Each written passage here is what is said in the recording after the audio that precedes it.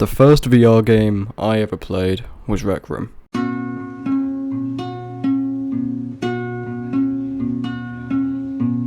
Okay, that's a lie.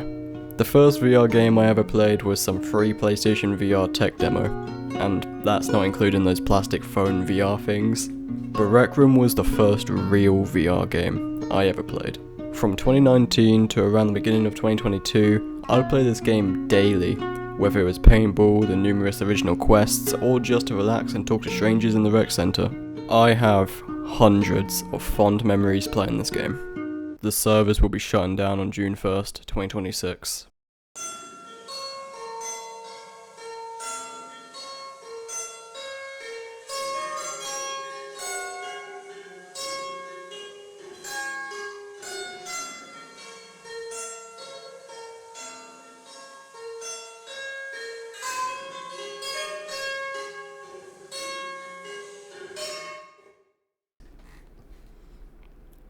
In fact, there's a solid chance by the time you're watching this video, the servers will be offline. But how did a game that was once worth $3.5 billion have such a fall from grace? Many will say the game was doomed when they added Rumi, the AI slop companion that was so easily tricked into saying slurs they basically locked it behind Rec Room Plus. Sure, Rain in German is Reagan, and backwards it would be Or a $20 subscription literally dedicated to Rumi. If you bought that, you're a f***ing idiot. Others may say the lack of good moderation killed the game, which is a fair point. Razmaz, a proven who groomed a child on Rec Room, as of writing this script is still on the platform, most likely because he's the owner of one of the biggest games on Rec Room, Rec Military. But what do I think? Honestly, no clue, mate. Maybe when they removed weekly challenges? Still don't know why they removed them. That was like the main draw for me to come back to the game every week. But enough about the end. Let's go back to the beginning. What was your first introduction to Rec Room?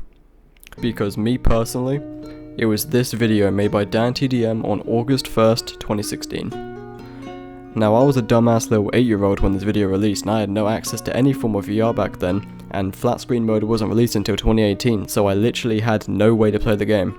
And I really didn't care because I was a dumbass little 8-year-old. Rec Room was officially announced for the first time on the 12th of May 2016 on the HTC Vive subreddit with a post looking for beta testers. Against Gravity Corp, the developers of the game, marketed it as a virtual reality social club where you play active games against your competitors from all around the world. As you can tell, whilst the social features were a big aspect of the game during this time, the mini-games were the main attraction, with videos around the time describing it as an awesome social sports game. The post gained decent amount of attention, only got 15 updates, but there's 72 comments filled with people showing their interest towards the game. But no Reddit gold though. About 2 weeks later, beta testing officially began, allowing players for the first time to play Rec Room. And after a few small updates, on June 28th, the game officially released on the Steam VR platform in early access. The game was flooded with incredibly positive reviews, such as a guy describing, in his words, his pseudo-gay VR cybersex experience. Some things never change. After its release, the game had numerous game-changing updates, introducing modes and features that Rec Room wouldn't be the same without. Updates such as the addition of paintball, levels, and 3D charades, as well as a subreddit being made. Ew! You must be from Reddit, stinky! By the end of 2016, the game had an overwhelmingly positive review score on Steam, although there were a few complaints, like annoying children allegedly plaguing the game. I'm sure that issue will never be brought up again. To most players, Rec Room had a very promising future, and the player base were eagerly waiting to see what could come next.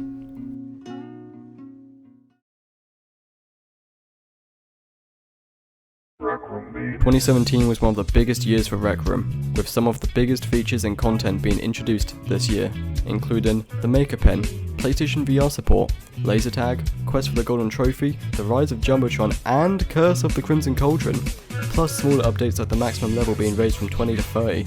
But the biggest update to come in 2017 was the addition of being able to make your own custom rooms. This update single-handedly changed the course Rec Room was headed, and with all the bad that came with this update, I'm convinced if this feature was never added, the game would have been shut down long ago. Rec Room truly found its footing in 2017. Now, why am I yapping about this? I think it's important I talk about Rec Room's beginnings before its eventual decline in player base and support. We don't really need to go into extensive detail about every single update, so I'm just going to give you the cliff notes for the next few years.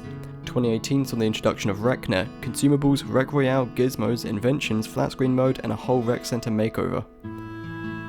2019 introduced custom dorm rooms, Oculus Quest support, Stunt Runner, iOS release, room moderators, and the most influential coolest guy ever, Nozzy, making his account. 2020 added Rec Room Plus, an anti-cheat, the introduction of RecCon, gifting, an Xbox release, referral codes, and new body shapes. In 2021, Rec Room finally left early access and Rec Rally was released. Not much was changed for the average player, but they added a fuck ton of room creator tools that I am too stupid to understand nor even try to explain. Although, AI voice moderation was released in beta, which is something that divided the Rec Room community quite a bit. And by divided, I mean barely anyone liked this update, with it allegedly false banning many players over minor swearing. Although I believe 90% of these accusations are probably kids upset they got caught spamming the hard R every 5 seconds in the rec center.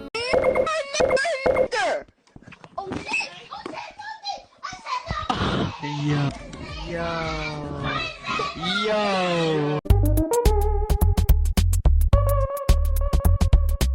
2022 and onwards really isn't all that interesting, mostly just a lot of gobbledygook, with new room creation features and small changes and bug fixes to quests. Around mid-2022 was also when I personally stopped being an actively returning player.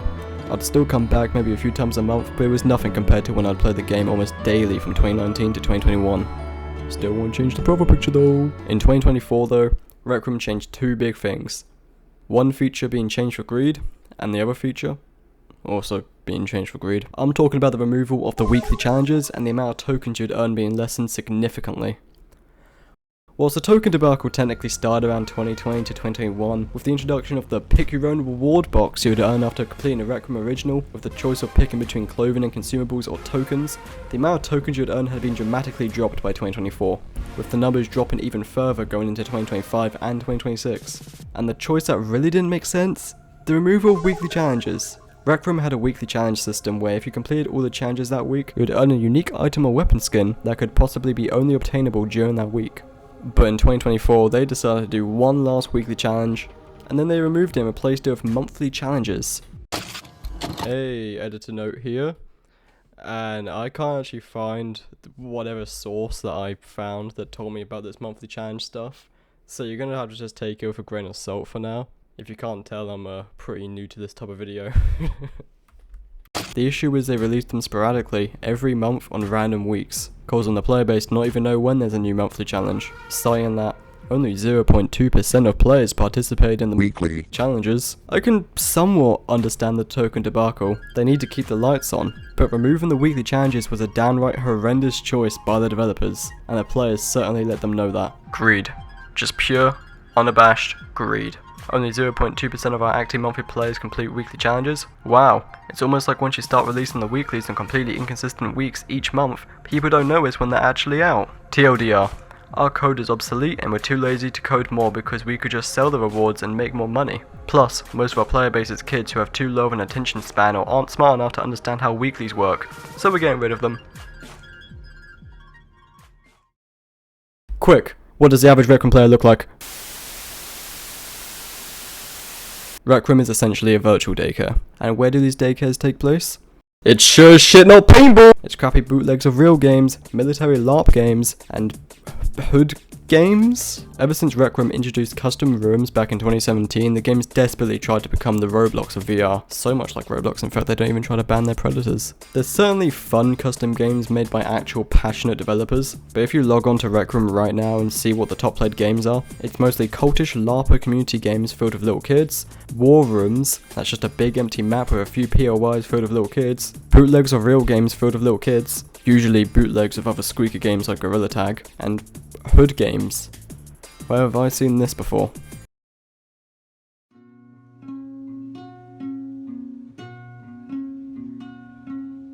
Even with all the game's issues, I will still continue to love and cherish all the memories I've had with the game. I'm not very used to not being able to revisit games I have such fond memories of. The only game I've played before that I have good fond memories of that ended up having its servers taken offline was Club Penguin.